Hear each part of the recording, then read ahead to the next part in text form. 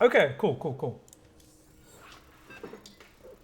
All right, guys. Thank you for hanging out here. We are, of course, talking about Zerg vs. Zerg. Aggression is the key. It is what will always allow you to have success in this matchup. And I am going to be playing a live game here. We're going into the full macro stage, the hardest stage. But remember, aggression is the key. So we're being very aggressive. We've got waves of attacks hitting our opponent. And we're going to only be macroing behind that aggression. Now, the games can get very messy, so sometimes you need to end up committing to a lot more units. As I said before, the general rule in the early stage, in part 2, I said, is keep your ling bane on their side of the map.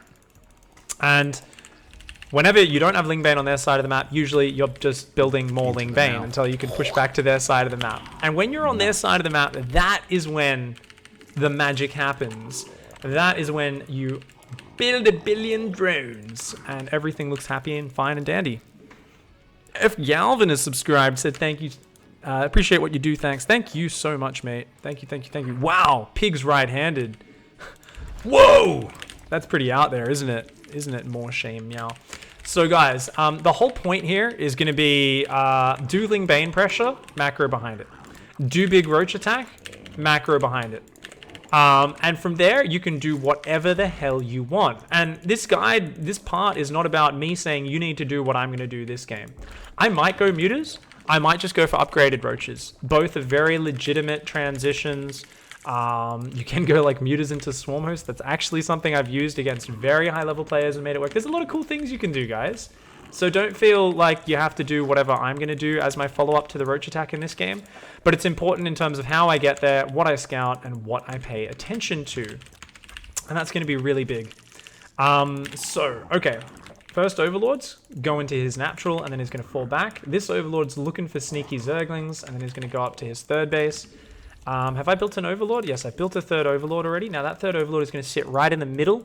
You always want to have some vision in the middle so you can see the Ling Bane wars that go back and forth, so you don't like run into some Banelings that are hiding behind a hedge, especially on this map. So 4 Zerglings as per usual, same opening.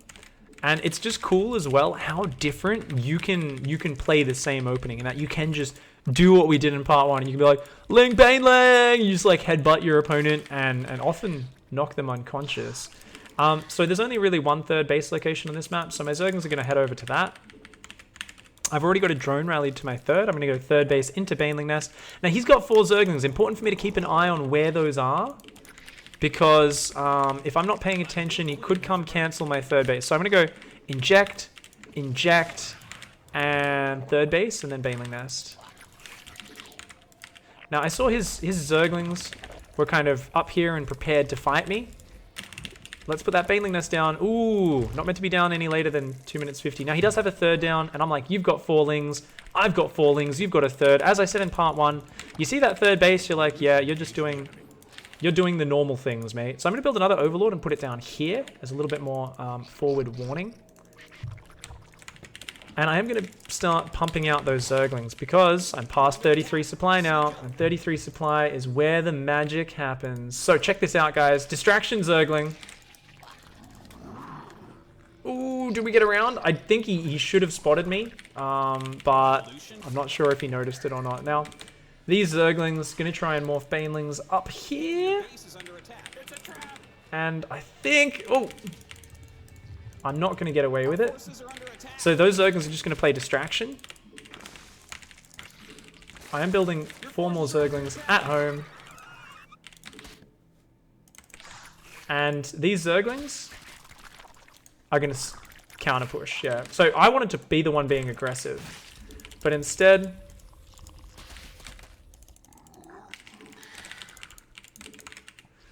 I'm droning now. Why am I droning, guys? Why am I droning? You know why I'm droning. Because I'm on his side of the map. He pulled home. The moment he pulled home, I'm droning.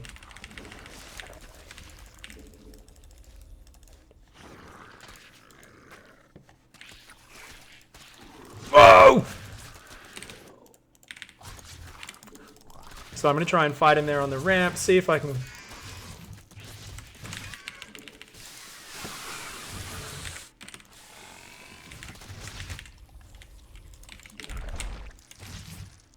Oh my god, I didn't control those guys at the right time. You're engaging the opponent. But I picked off a lot of drones in the main. Now, because I just killed a lot of stuff, I am going to just be focusing on defending. I've pulled my queens to the front. I'm replacing the queen that I pulled from the main. And guys, I'm at 2 base saturation, right? Just 2 more drones there to fully top that off. Now, these zerglings are going to go there. I see he's moving around the north side, so I'm bringing my queens up.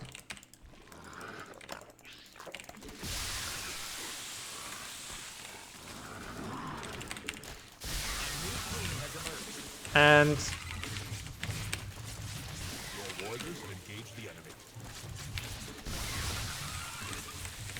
I've got these zerglings counterattacking as well. So more zerglings going to be counterattacking, and it's into that roach push, guys. Remember, it's not an all-in.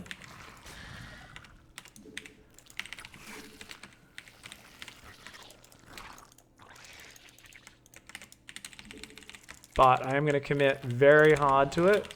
That's what you do. You always commit nice and hard.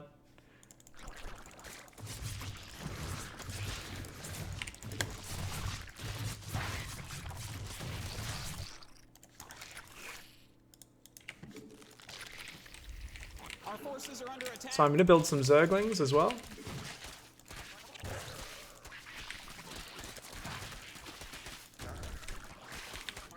Okay, now these zerglings I need to actually sacrifice because I'm too far ahead now. So, guys, I've built zerglings, I've built roaches. What am I doing now? Evo chamber and lair, I'm going to do a roach transition. So, behind this, it is just about drones. Once again, why? Because I'm on his side of the map.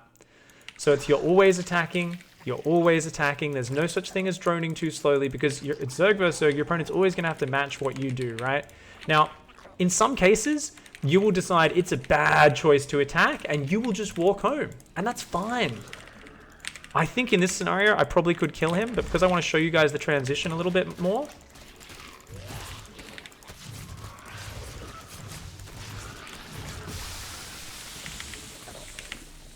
I am pulling back and giving this game a little bit more of a chance to flesh itself out.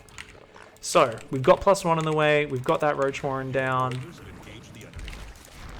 Now, he's killing my overlords like the bag of dicks that he is.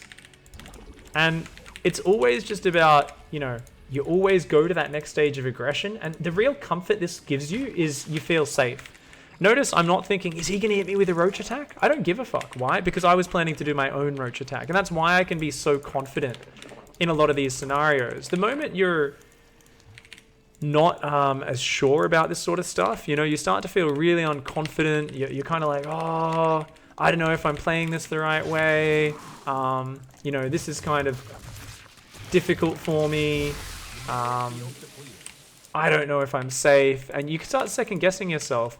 Because it is kind of hard to get definite scouting in Zerg vs. Zerg. That being said, I should have already been scouting. I'm doing this a little bit late just because I'm kind of explaining things to you guys as I go. And this is kind of the maximum drone count you usually kind of want to go to, depending on the situation a little bit. So notice I'm hiding Zerglings for a counter. I'm massing up roaches.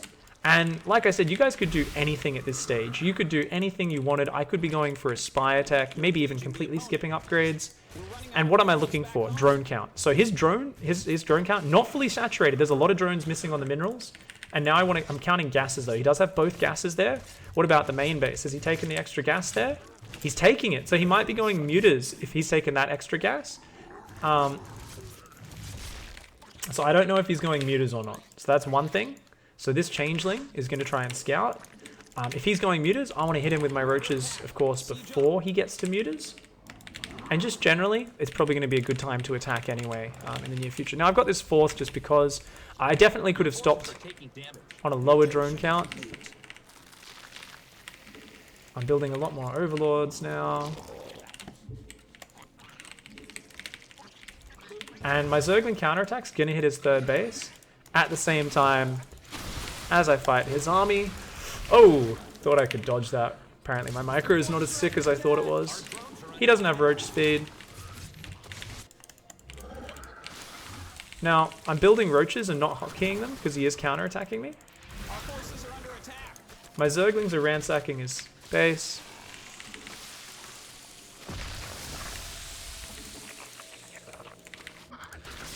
So those zerglings just did massive damage, and my roaches are just going to run up there.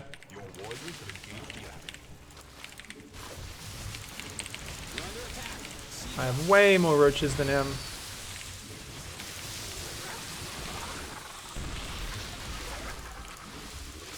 So I can split off just a section of my army, overwhelm him there, while doing everything else. GG!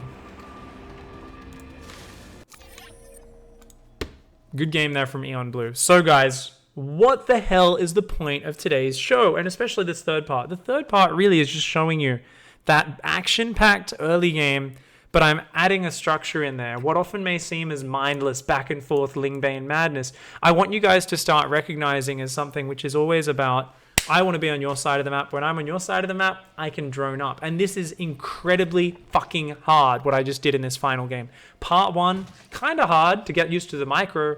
Overall, a pretty simple game plan. You're just trying to kill your opponent with banelings. Stage 2, transitioning that into the roaches. We saw it's quite hard, right? You've got to, it's a bit messy trying to figure out the right time to drone. It becomes very challenging to complete stage 2 at a high level. Stage 3, that's the fucking dream.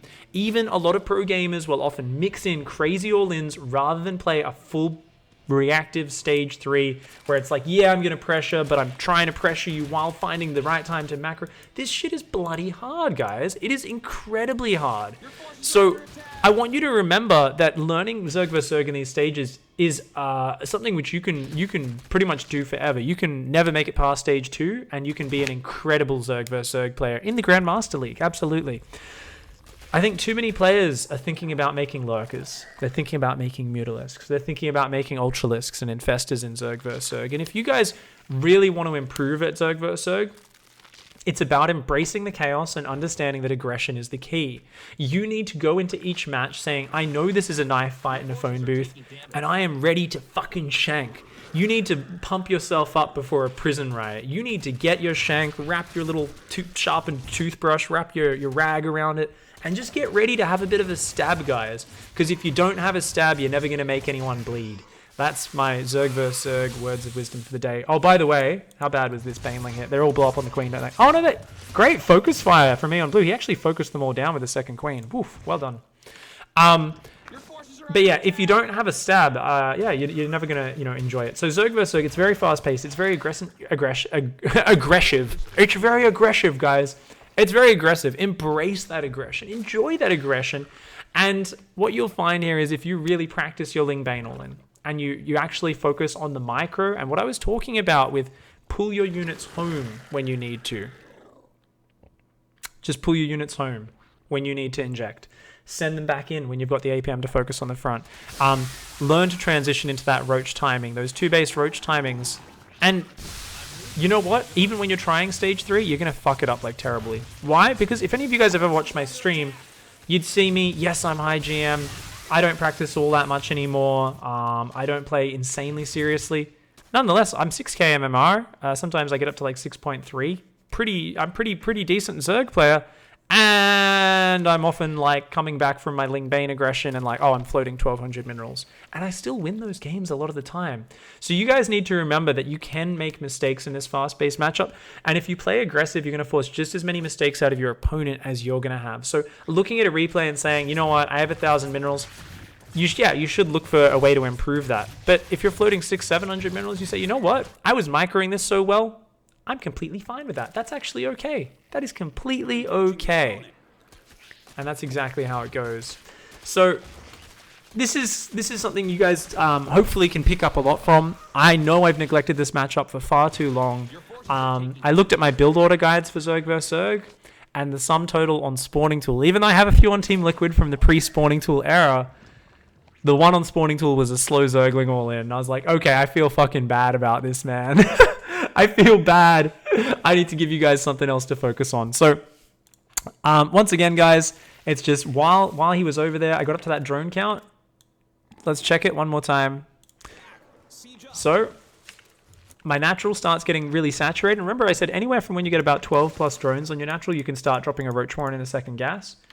I dropped it when I was at 17 drones this time. You're not always perfect. There's a lot of stuff going on. That's fine. And if you don't run around in their base quite as much as I do, and if you're not quite as good at splitting units off, maybe you do fight a little bit more for the map control. Maybe you're not getting quite as many drone kills as I am in these messy situations. But yeah, it's fantastic. So check it out. So at this point, it's like, okay, Roach War in second gas. I go up to 39 drones. So this is a more economic Roach push. I've got a full 16 drones on both mineral lines, as well as both gases. And always banelings on the defense, guys. I always have banelings on the defense. Always being safe and prepared against absolutely everything. Then you commit to your roaches. So in this case, I think it was just the 11 roaches that I built all at once. Or no, went up to 14 roaches. Push out with those roaches all at once. Big wave of zerglings behind it. And because I'm not going all in, it's not non-stop zerglings. It's lair, evo chamber, overlords, and drones. Beautiful transition. Going to be doing that. One mistake I did have is these two banelings didn't do too well, and he still actually had more zerglings on the map. But yeah, roaches, zerglings commit, transition. Could be just going into a faster lair and aspire behind this push. There's so many options to you. I could have made banelings here and ravages. I definitely could have overwhelmed him, I think.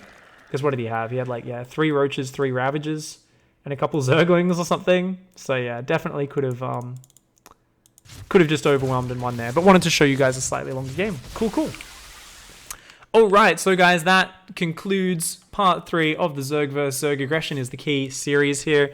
I'm going to put up probably a video each day for the guys on YouTube, and I'm also going to have a replay for each one. So if you're watching this, check down below. There is a spawning tool link to the sort of opening build order in the game plan, and talking about the different scenarios in which you go in each direction. Thank you very much for hanging out, guys. Don't forget to hug a watermelon, kick a walrus, and of course, punch a garden gnome in the gonads. I'll see you guys next time. Goodbye and good night. Oh, don't forget to send in replays for ICYFAR.